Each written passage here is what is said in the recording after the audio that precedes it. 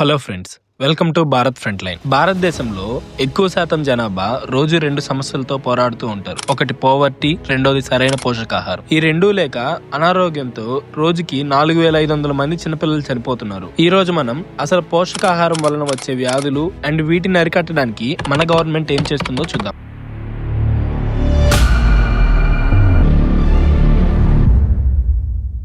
Anaemia, రక్తహీనత. మన దేశంలో మహిళల్లో 57% మందికి అండ్ 5 years లోపు ఉన్న పిల్లలకి 67% పైగా రక్తహీనతతో బాధపడుతున్నారు. దీనివల్ల అలసట ఒకటే కాదు, ఒక దేశ భవిష్యత్తును అడ్డుకునే అనారోగ్య సంక్షోభం. రక్తహీనత అంటే శరీరానికి సరిపడ్డ iron, folic acid and vitamin B12 లేకపోవడం. ఒకసారి 2012లో వచ్చిన ఈ నోటీస్ చూడండి. ఈ రక్తహీనత వల్ల గర్భిణీ స్త్రీల్లో 80% మంది అండ్ చిన్నపిల్లలు 90% మంది ఇబ్బంది పడుతున్నారు. అండ్ ఇలా ఈ రక్తహీనత ఇబ్బంది ఉన్న వాళ్ళల్లో బిడ్డ పుట్టిన వెంటనే చనిపోవడం, లేదంటే శరీరం బలహీనపడి ఆస్టియోపెరోసిస్ వంటి ఎముకల సమస్యలకు దారితీస్తుంది. అండ్ ఈ ఇమ్యూనిటీని పెంచుకోవడానికి కొంతమంది మహిళలు కొన్ని ప్రత్యేకమైన ఇంజెక్షన్లు తీసుకుంటుంటారు, ఇమ్యూనిటీని బూస్ట్ చేసుకోవడానికి. అండ్ ఈ పోషకాహార లోపాన్ని ఓవర్కమ్ చేయడానికి గవర్నమెంట్ ఏం చేస్తుంది? ఈ పోషకాహార లోపాన్ని ఎదుర్కోవడానికి భారత ప్రభుత్వం ఎంచుకున్న మార్గమే ఈ fortified rice kernel. Fortified rice అంటే కూడా మామూలు బియ్యమే, కానీ ఈ ఫోర్టిఫైడ్ రైస్ కెర్నల్స్ కి iron, folic acid and vitamin B12 ఈ పోషకాహారాన్ని కలిపి చేసే బియ్యం ని ఫోర్టిఫైడ్ రైస్ అంటారు. అండ్ ఈ బియ్యాన్ని కూడా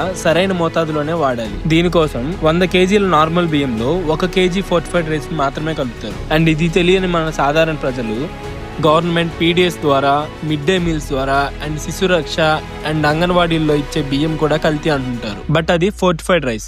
దీన్ని April 2021లోనే కంట్రీ వైడ్ గా లాంచ్ చేసిన నేషనల్ స్కీమ్. అండ్ ఇది పూర్తిగా తినగలిగిందే అని FSSAI కూడా ఆమోదించింది. అండ్ దీని మీద అవేర్నెస్ కి AP food safety chairman Vijay Pratap గారు కూడా వీడియోస్ చేస్తూ ఉంటారు. ఈ ఫోర్టిఫైడ్ రైస్ వల్ల లాభాలు ఉన్నట్టే లోపాలు కూడా ఉన్నాయి. ఈ ఫోర్టిఫైడ్ రైస్ కూడా అందరూ తినగలిగింది కాదు. ఈ బియ్యంలో ఉండే అధిక ఐరన్ కారణంగా already thalassemia major and sickle cell అనేమియాతో బాధపడే వాళ్ళకి నార్మల్ గానే వాళ్ళ బాడీలో ఐరన్ చాలా ఎక్కువగా ఉంటుంది. దానికి ఫోర్టిఫైడ్ రైస్ ఐరన్ కూడా తోడైతే ఆర్గాన్స్ లో ఈ ఐరన్ సెటిల్ అయ్యి ఆర్గాన్ ఫెయిల్యూర్ అయ్యి చనిపోయే ఛాన్స్ ఉంది. అండ్ మన వాళ్ళు ఒక సాఫ్ట్వేర్ కంపెనీ మన ఇండియాకి వస్తుందంటే ప్రమోషన్స్ చేస్తారు, కానీ గవర్నమెంట్ ఈ ఫోర్టిఫైడ్ రైస్ ఇస్తుందని ఎవరు ప్రమోషన్స్ చేయరు. అండ్ ఈ ఫోర్టిఫైడ్ రైస్ గురించి కనీసం దాన్ని తింటున్న వాళ్ళకు కూడా తెలియదు. తినేటప్పుడు చూసి ప్లాస్టిక్ బియ్యం అని తీసి పక్కన పెట్టేస్తున్నారు. దీనిపైన గవర్నమెంట్ కూడా అందరికీ అర్థమయ్యేలాగా అవగాహన కల్పించాలి. అండ్ ఈ ఫోర్టిఫైడ్ రైస్ అనేది కోట్లాది మంది ప్రజల శక్తిని, దేశ భవిష్యత్తుని మెరుగుపరుస్తుంది. అండ్ ఫోర్టిఫైడ్ రైస్ అనేది